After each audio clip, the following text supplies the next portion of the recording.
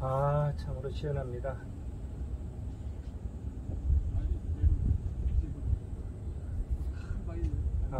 오늘은 165차 관악산 주말 산행입니다.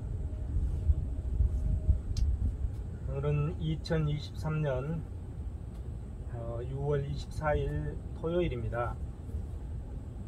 아침 9시에 과천시 향교를 출발해서 곤도라 능선을 타고 마당바위를 거쳐서 지금 육봉 국기봉 아래에 있는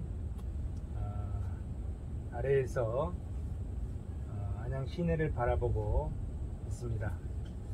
오늘 날씨가 굉장히 좀 무더운데요.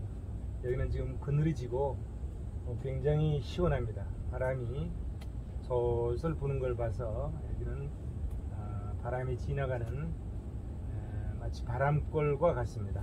그래서 보시다시피 소나무가 햇빛을 가려주고 바람이 선선하게 불기 때문에 여기가 바로 신선이 논이는 그러한 장소인 것 같습니다. 너무 좋은 날씨에 좋은 장소입니다. 지금 앞에가 안양 시내가 훤히 내려 보이는데요. 오늘 공기는 그렇게 맑지는 않은 것 같습니다. 안양 시내가 좀 흐릿하게 보입니다. 시내 전체가 잘 보이긴 한데요. 미세먼지 때문에 좀 흐릿한 그런 상태입니다. 지금 이렇게 쭉 보니까 관양동 현대아파트 뒤쪽에 택지개발지구에 지금 공사가 시작되고 있는 것 같습니다. 여기에 약 한 1,500세대의 주거단지가 들어선다고 합니다. 지금 비행기가 지나가다 보니까 비행기가 지나가는 소리가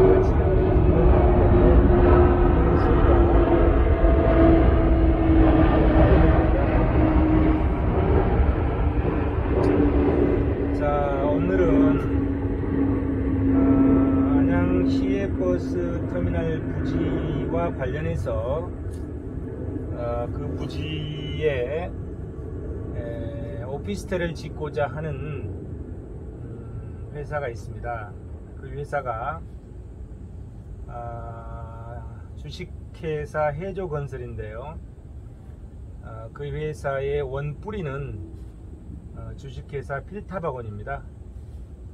우리 안양에서는 그래도 유명한 학원이었죠. 지금은 이제 없어졌죠. 안양에서는 안양학원과에서 학원으로 있던 주식회사 필탑학원인데요. 그 필탑학원이 맥스플러스 그리고 또 무슨 이름으로 화장품 관련된 회사로 바뀌었다가 거기다가 건설업을 추가해서 주식회사 해조건설로 이름을 바꿔서 지금 그 회사가 안양 시외버스 터미널 부지를 LH공사에서 분양받아서 거기에 오피스텔을 짓고자 지금 안양시에 허가 신청을 한 상태입니다.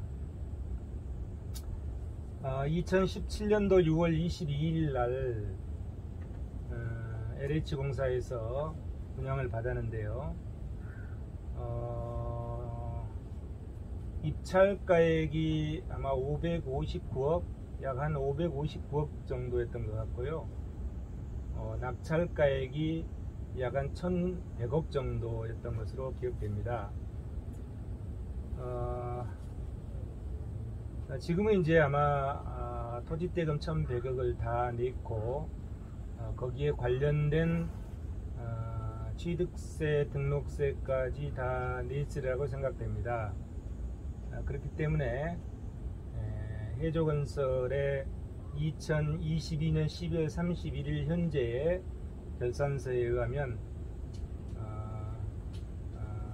그 토지가 공사용지로 해서 약 한 1200억 정도의 장부상 잡혀 있는 상태입니다. 그리고 해저건설은 2017년 그것을 분양받아서 작년 2022년 12월 31일까지 자금을 융통을 했는데요. 제2금융권에서 초기에는 다른 곳에서 자금을 융통을 했는데 안양시에서 지구단위 계획으로 자동차 정류장을 용도 폐지를 하고 나니까 그때가 2021년도 5월 28일이죠. 용도 폐지 후에 제2금융권에서 1800억을 융자를 해주고 아마 작년에 200억을 또 융자를 받아서 2000억 정도의 부채가 제2금융권에 잡혀 있는 것 같습니다. 총 부채가 2072억인데요. 그 중에서 제2금융권에서 빌린 돈 2000억과 그 다음에 해저건설과 특수관계가 있는 대표이사 쪽을 통해서 빌린 돈이 약 한 64억 정도가 지금 남아있고요. 나머지 그러면 2000억에다가 64억 하면은 2064억이고 2072억이면 한 8억 정도 기타의 부채가 있는 것으로 됩니다. 어쨌든 2000억을 제2금융권에서 융자를 받았습니다. 2017년이니까 2018년, 9년, 2020년, 21년, 22년 그러면 몇 년이죠? 5년이죠? 5년에다가 2017년 6월달이니까 하반기까지 하면은 5년 6개월 정도 되죠. 5년 6개월 동안 해저건설이 돈을 빌려서 이자로 낸 돈, 그것을 개정과목으로 보면 지급이자라고 그러죠. 그 지급이자가 5년 6개월간에 다 합하면 얼마가 되냐면 지급이자가 288억입니다. 288억이고요. 그 다음에 지급이자가 288억이고 지급수수료가 있습니다. 지급수수료가 있는데 지급수수료가 5년 6개월치를 합하면 252억입니다. 252억. 그래서 지급수수료와 지급이자를 합치면 5년 6개월 동안에 지급이자 288억에다가 지급수수료 252억을 합치면 약 한 540억 정도가 됩니다. 그러면 1100억에 토지대금이 1100억인데요. 1100억인데 지급이자와 지급수수료가 540억이니까 얼마 정도죠? 거의 한 땅값에 거의 한 50%에 육박한 거죠. 땅값의 50%에 가까운 540억이 지급이자와 지급수수료입니다. 문제는 이제 돈을 빌리면 지급이자는 당연히 이제 약정된 이자율에 의해서 지급을 하게 되는데요. 그게 288억이죠. 근데 문제는 이제 지급수수료입니다. 어떻게 지급수수료가 이렇게 많은 252억이 들어갔을까? 여기 이제 의문을 갖고자 합니다. 우리가 통상 이제 회계처리를 할 때 지급수수료는 여러 가지 항목들이 있을 수가 있겠죠. 예를 들어서 설계를 하고 설계 비용을 준다든지, 그 다음에 은행에 자금을 융통하는 과정에서 수수료가 나간다든지 이런 것들이 지급수수료 항목에 포함되지 않을까 생각이 됩니다. 지금 그렇다고 하면은 해저건설에서 건축허가 설계를 세 번째 하고 있는 것 같습니다.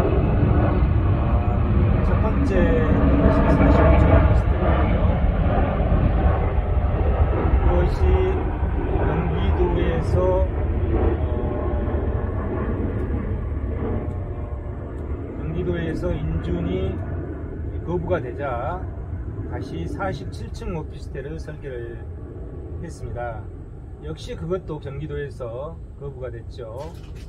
그래서 다시 세 번째 건축 허가 신청을 위한 설계도를 작성했으라고 생각됩니다. 그러면 건축 허가를 위한 설계도를 작성하는 비용들이 아마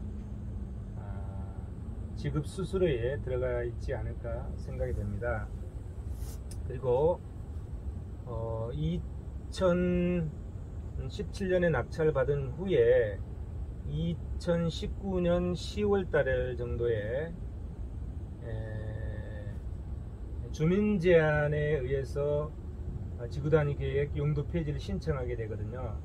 그때 주민 제안을 할 때 지구단위 계획으로 용도 폐지를 하기 위한 여러가지 행정 절차라든지 여러가지 거기에 뭐 교통영향평가라든지 이런 것을 해서 그 계획서를 작성했을 거라고 생각이 됩니다. 그래서 그걸 이제 안양시에다 제출을 했겠죠.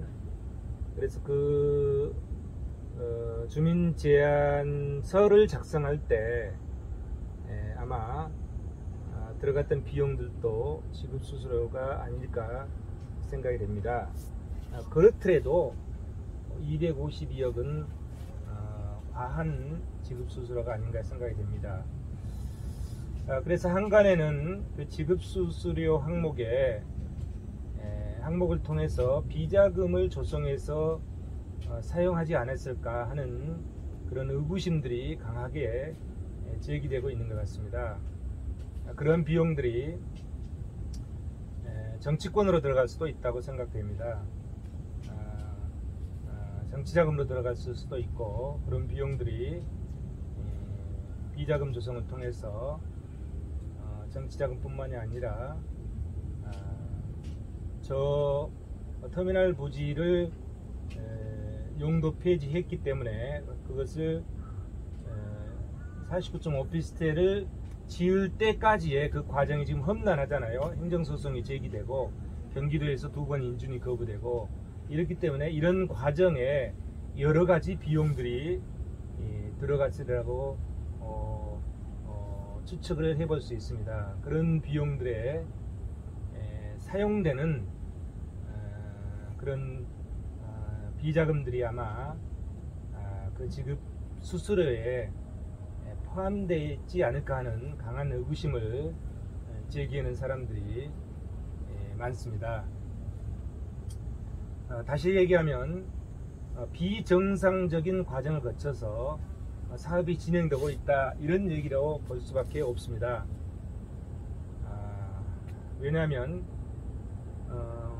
터미널 부지를 용도 폐지를 하게 되면 대체 부지를 마련해 놓고 용도 폐지를 해야 되는데 대체 부지도 없이 용도 폐지를 했어요.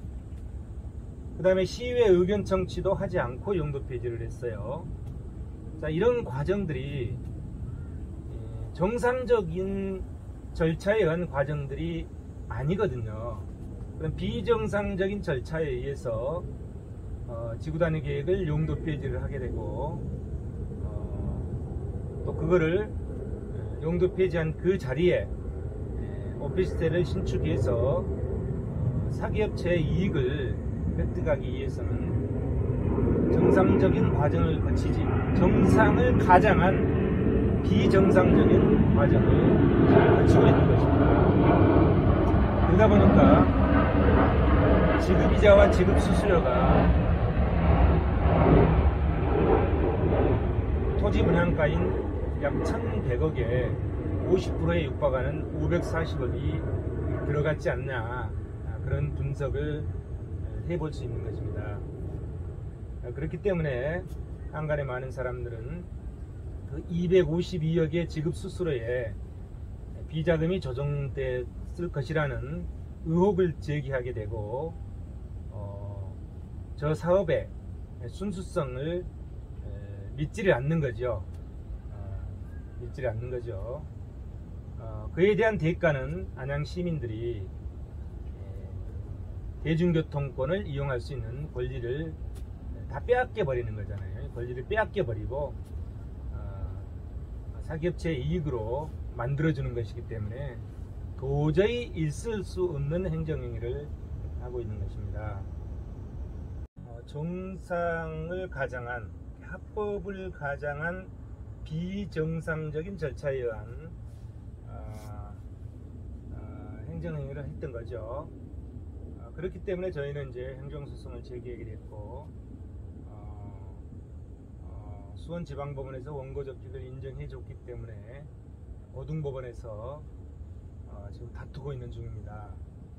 그래서 이러한 사항들이 고등법원에서 심도 있게 다루어질 수 있도록 저희가 증거 자료를 계속 확보해 나가고자 합니다. 그렇지만 금방 제가 말씀드렸던 자산 부채 현황, 부채가 2072억인데 그 중에 2000억이 제2금융권의 장기차익금으로 조달했다고 그랬죠. 그 다음에 그것뿐만이 아니라 지금까지 지급이자가 288억이 들어갔고 지급 수수료가 252억이 들어갔는데 그런 것들은 공시되어 있기 때문에 확인해 보면 금방 확인할 수 있습니다.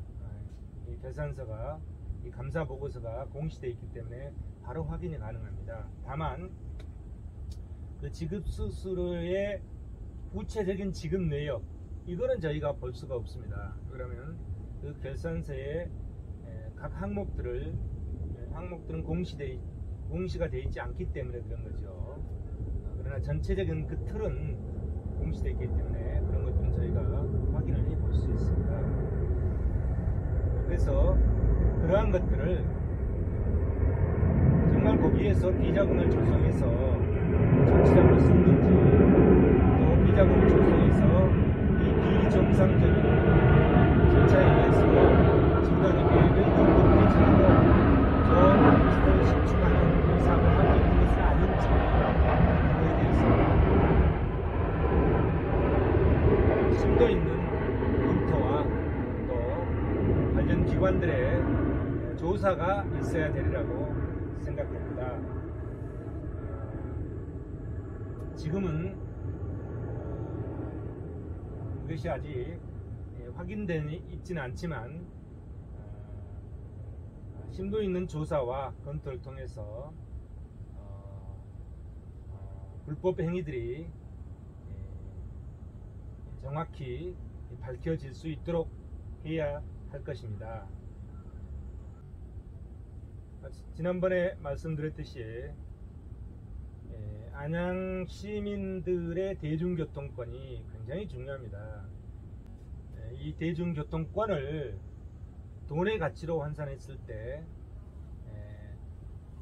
제가 지난번에 약 한 2조 7천억 내지 8천억이라고 말씀드린 적이 있었죠. 거기에서 사기업체의 소유자들이 가져간다고 가정하는 그 증분가치 약 3천억을 빼면 2조 4천억 정도의 대중교통권 가치가, 순가치가 산정이 됩니다. 그거를 안양시민 64만 7천으로 나눴을 때 1인당 대중교통권의 가치는 2조 3, 4천억의 대중교통권의 가치가 있는 것입니다.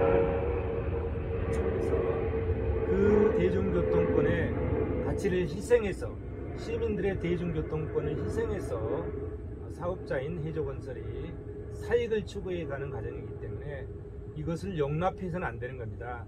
그럼에도 불구하고 우리 원고들이 부족해서 증거를 제대로 제시하지 못해서 1심 재판부에서 승소하지 못한 것에 대해서 굉장히 안타까운 마음을 금할 수 없습니다. 2심 재판부에서는, 즉 수원고등법원에서는 좀 더 양질의 증거 자료들을 확보해서 다툴 수 있도록 하고, 그렇게 함으로써 재판부의 승소를 이끌어 내야 할 것으로 생각이 됩니다. 버스터미널, 우리 안양에 버스터미널이 있다고 하면 그 버스를 타고 여러 곳을 갈 수가 있는 거죠. 그래서 그 대중교통권을 우리 청소년들이 이용할 수 있도록, 또 노약자들이 이용할 수 있도록 안양에 종합버스터미널이 설치되기를 간곡하게 희망하는 바입니다. 이것은 곧 공익을 희생해서 사익으로 몰아주는 행위를 반대하는 것입니다. 즉 공공재를 통한 공익의 실현을 위해서 안양에 시외버스터미널이 설치될 수 있도록 해야 할 것으로 생각이 됩니다. 시민 여러분들이 많은 지지와 성원을 바랍니다. 그래서 우리 원고들이 고등법원에서 반드시 승리할 수 있도록 힘을 모아주실 것을 간곡히 바랍니다. 감사합니다.